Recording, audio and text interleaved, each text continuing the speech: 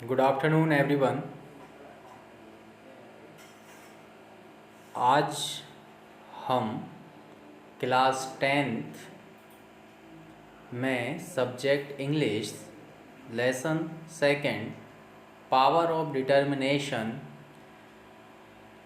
Lesson का long answer type questions answer जो कि एग्ज़ाम बेस्ड हैं, VVIMP हम इनको कह सकते हैं। इनकी बहुत प्रबल संभावना रहती है कि ये एग्ज़ाम में इनमें से एक क्वेश्चन बन सकता है।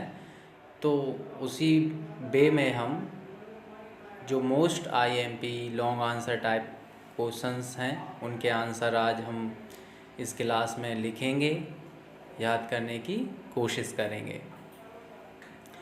क्योंकि इसके शॉर्ट आंसर टाइप क्वेश्चन हम जो हमारी प्रीवियस क्लास थी उसमें लिखवा चुके हैं।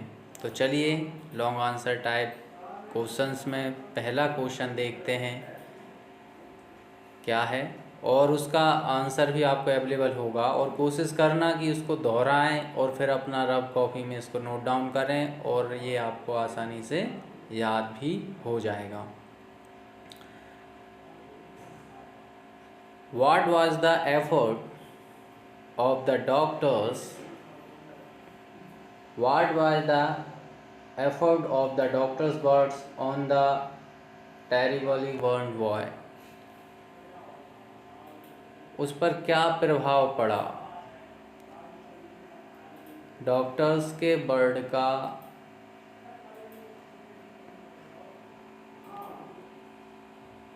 जले हुए बालक पर क्या प्रभाव पड़ा? यहाँ पर इफेक्ट वर्ड यूज़ करेंगे हम। ओके, ECT, R नहीं होगा वहाँ पे, C हो जाएगा। Effect of the doctors words. What was the effect of the doctor words on the terribly burned boy? चलिए आंसर लिखते हैं इसका। The brave boy made up his mind. The brave boy made up his mind that, उसने ये निश्चित किया। The brave boy made up his mind that he would not be creeper. वो रेंगेगा नहीं, वो रेंगेगा नहीं। क्रीपल मीन्स रेंगना होता है, यानी वो रेंगेगा नहीं, अपने मतलब एक हाथों के बल नहीं चलेगा। He would walk, वो चलेगा। एक बार फिर हम इसको रिकॉल करते हैं। The brave boy made up his mind, एक साथ बोलेंगे। The brave boy made up his mind that he would not be A cripple, वो रेंगेगा नहीं बल्कि ही वुड वॉक, वो चलेगा। ठीक है, यहाँ तक बन जाएगा, कोई प्रॉब्लम नहीं। The brave boy made up his mind that he would not be cripple, he would walk. Clear. ये एग्ज़ाम बेस्ड है, सीक्वेंस में कंफ्यूज मत होना। जो एग्ज़ाम के लिए मोस्ट IMP हैं वही क्वेश्चन आंसर केवल आपको अवेलेबल कराए जा रहे हैं। तो आप सीक्वेंस में कंफ्यूज मत होना कि सर पहला क्वेश्चन तो ये है, दूसरा ये है, तीसरा। यहाँ पर सीक्वेंस बेस पे नहीं है। जो आपके लिए इम्पोर्टेंट हैं वही क्वेश्चन, उन्हीं के आंसर आपको लिखवाए जा रहे हैं, वही आपको याद कराने की कोशिश की जा रही है। ठीक है, तो कंफ्यूज नहीं होना कि सर सेकंड नंबर पे तो कोई दूसरा क्वेश्चन है, ऐसा नहीं है। जो आपके लिए इम्पोर्टेंट है सिर्फ वही क्वेश्चन यहाँ पर आपको अवेलेबल कराए जा रहे हैं। सेकंड क्वेश्चन है, how did the mother help the boy to overcome his disability? How did the mother help the boy to overcome his disability?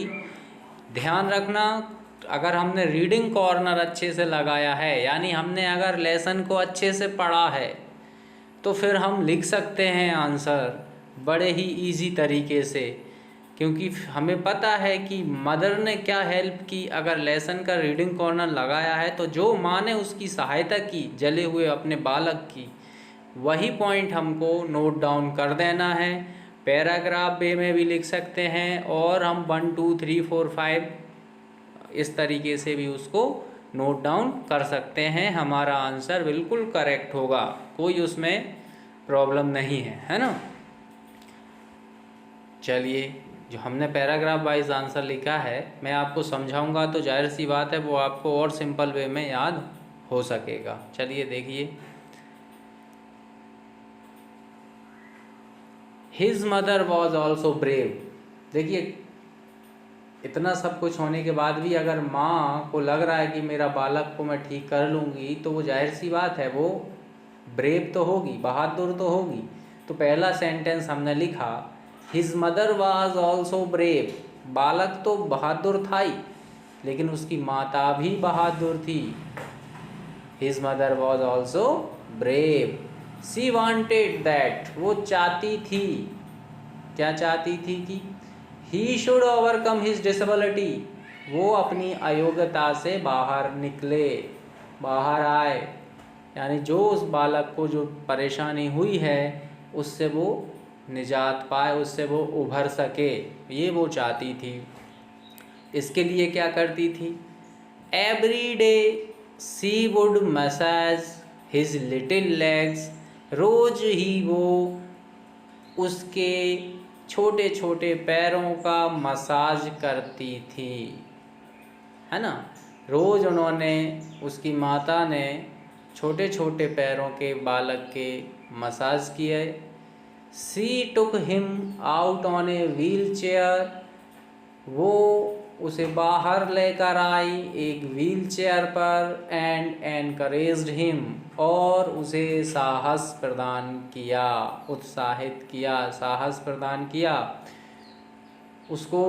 अब आजकल का देखते हैं ना, कहते हैं आजकल तो माहौल कुछ अलग ही है, कहा जाता है कि ऐसा मत करो लग जाएगा, है ना, मत चलो आराम करो। लेकिन उसकी माँ जो थी वो बहादुर थी, वो चाहती थी कि वो अपनी इस जो उसे समस्या है, जो उसको गंभीर अयोग्यताएं दिख रही हैं, उससे वो निजात पा सके।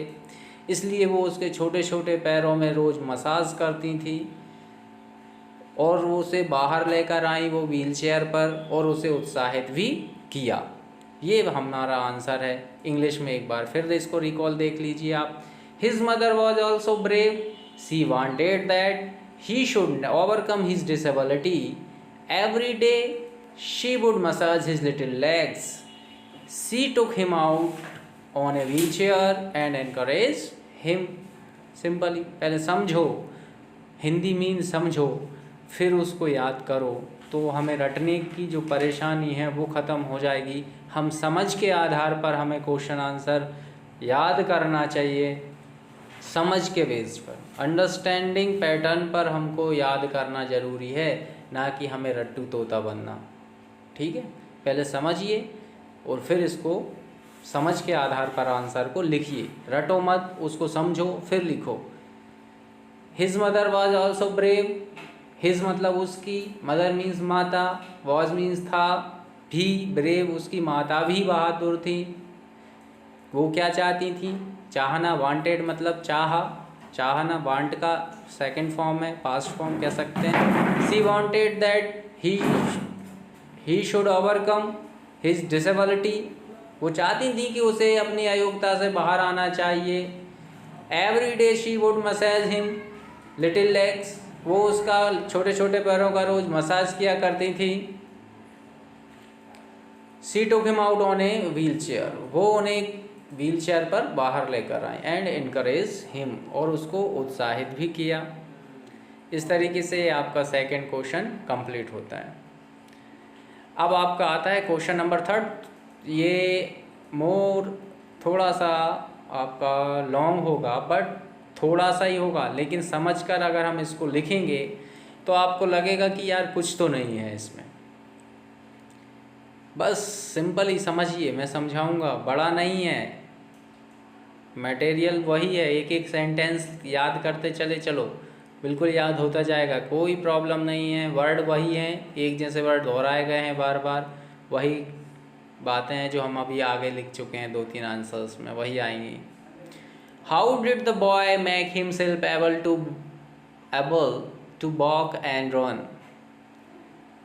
उसने चलने लायक और दौड़ने लायक स्वयं को कैसे बनाया बालक ने, ये पूछा गया है। तो स्टेप बाय स्टेप उसमें इम्प्रूव आया, उसने कुछ स्टेप्स फॉलो किया और वो चलने लगा। तो वो स्टेप ही हमको यहाँ पर 1 बाय 1 लिख देना है।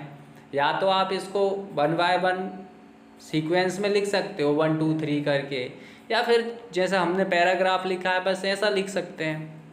चलिए लिखते हैं आंसर। जब When he was brought out on his wheelchair, जब उसे बाहर, bring का सेकेंड फॉर्म है brought, जब उसे व्हील चेयर पर बाहर लाया गया था। When he was brought out on his wheelchair, he threw himself from the chair, उसने अपने आप को चेयर से अलग कर लिया, यानी वो चेयर पर बैठा ही नहीं रहा, वो चेयर से फिसल गया या उसने खुद को अलग कर लिया, गिरा लिया चेयर से। चेयर से इसलिए गिराया था क्योंकि वो चल सके, ना कि अपने आप गिरा, ऐसा ये ध्यान रखना। ओके, ही थ्रू हिमसेल्फ, थ्रो का होता है ना फेंकना, खुद को उसने फेंका तो होगा नहीं, खुद को अलग कर लिया चेयर से, ठीक है। He threw himself from the chair. चलिए फिर क्या करा, अब ये नंबर 1 स्टेप हुआ, उसने सबसे पहले अपने आप को चेयर से अलग किया, he threw himself from the chair। फिर number 2, he pulled himself across the grass। फिर उसने अपने आप को, पुल्ड मीन्स क्या होता है, पुल मतलब खींचना होता है, तो वो फिर घास पर अपने आप को उसने थोड़ा खींचा, यानी वो उस पर चला घास पर, ठीक है, घास पर मैदान के सहारे उसने चलने का ट्राई किया। चलो फिर क्या किया, then he worked his way to the white picket fence. फिर उसने जो फेंस था, जो वहाँ पर एक तरीके से हम फेंसिंग का सहारा सपोर्ट करने के लिए उसमें एक एंगल लगाते हैं ना, तो वो उस तरीके का एक पिग्ड, खूंटी जिसको हम कह सकते हैं, ठीक है। Then he work his way to the white picket fence. उसने अपना राह चुन लिया, जो वहाँ पर एक फेंस था उसके सहारे। देखते हैं, देन ही रेज्ड हिमसेल्फ, उसने उनको स्वयं ही कोशिश किया पकड़ने का। अप ऑन द फेंस, वो फेंस तक पहुंचने का खुद ही उसने ट्राई किया। एंड स्टेक बाय स्टेक ही बेगन ड्रैगिंग, और वो स्टेक बाय स्टेक यानी खूंटी बाय खूंटी, सहारे के लिए जो उसने एंगल बाय एंगल खुद उसने खींचने का शुरुआत किया, खुद उसके सहारे वो अपने आप को खींचने के लिए उसने ट्राई किया। अलोंग द फेंस, फेंस के सहारे, ठीक है। He did this practice every day, ये अभ्यास वो रोज करता था, उसने ये अभ्यास रोज किया। At last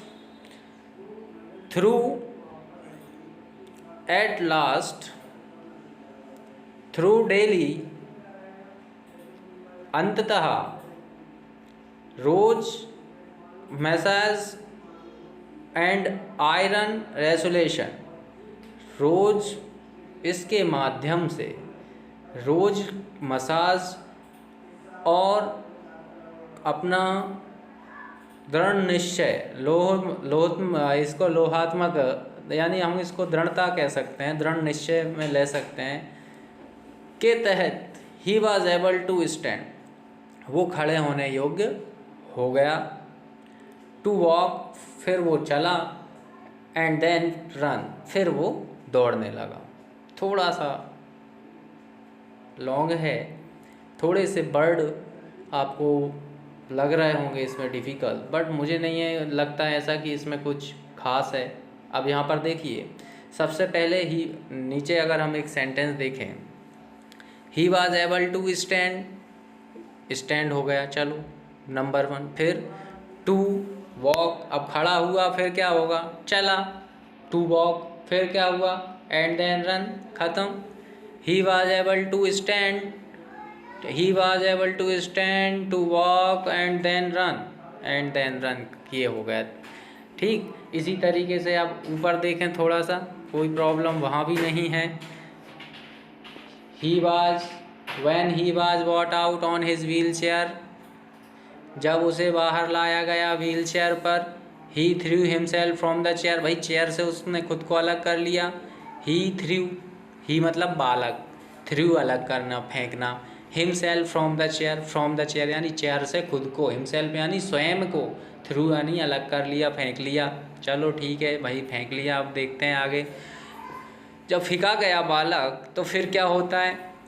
He pulled himself across the grass पर उसने खुद को, स्वयं को खींचना शुरू करा ग्रास के सहारे। Then he worked his way to the white picket fence, फिर अपने उसने राह में जो सफ़ेद फेंस लगा हुआ था उसका सहारा लिया। फिर क्या हुआ?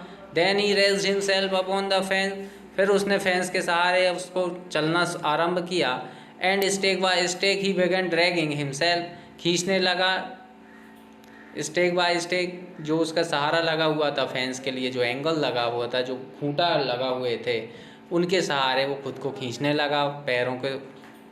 फिर क्या? अलोंग द फेंस के सहारे। फिर क्या होता है? He did this practice every day, भाई उसने ये प्रैक्टिस रोज की।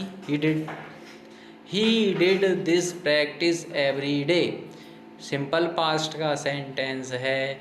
उसने ये प्रैक्टिस रोज की, प्रत्येक दिन की, every day. He did this practice every day, खत्म। अंततः, at last, through daily massage, अंततः डेली मसाज के माध्यम से और दृढ़ निश्चय, जो कह सकते हैं दृढ़, अपने आप के लिए दृढ़ निश्चय करना, या एक अपने आप को एक बहुत ही कमिटेड कर लेना के माध्यम से, he was able to stand, to walk and then run, वो खड़ा हुआ, चला और फिर दौड़ने लगा। ओके, इस तरीके से आपके जो लेसन सेकंड का मोस्ट भी IMP exam based long answer type question थे वो कंप्लीट होते हैं। And you should always remember that I want to say something about what I can understand this lesson. So I would say some words that are very important to you, for everyone. Hard work is the key of success. You should never forget this word if you want to succeed in your life in every field. Okay, thank you for watching this video. Upcoming class में हम lesson 3 के short answer type question start करेंगे। तो dear student, आप उस lesson का reading corner खुद ही complete कर लें, क्योंकि आपके पास बुक्स अवेलेबल हो चुकी हैं। Okay, thank you.